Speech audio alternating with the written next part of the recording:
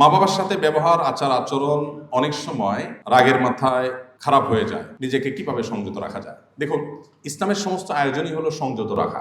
সমস্ত আয়োজনই হলো সংযত রাখা। আল্লাহ কোরআনে বলেছে আল কাযিমিনাল গাইজ, যারা রাগকে সংবরণ করে তাদেরকে আল্লাহ তাআলা মুত্তাকিদের কাতারে শামিল করেছেন। তাদের জন্য আল্লাহ তাআলা অনেক পুরস্কারের কথা বলেছেন।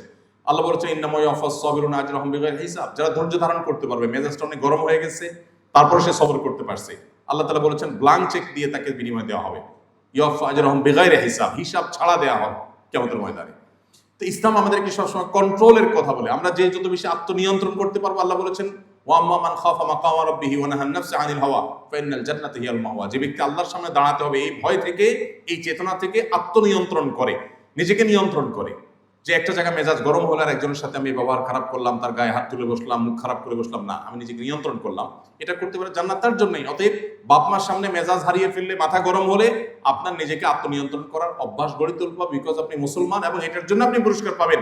আর মেজাজ হারিয়ে কিছু করে ফেলেছেন, তাহলে আপনি আপনার পুরস্কার হারিয়ে ফেলেছেন। এই এক্সারসাইজে আমাদেরকে এগিয়ে যেতে হবে।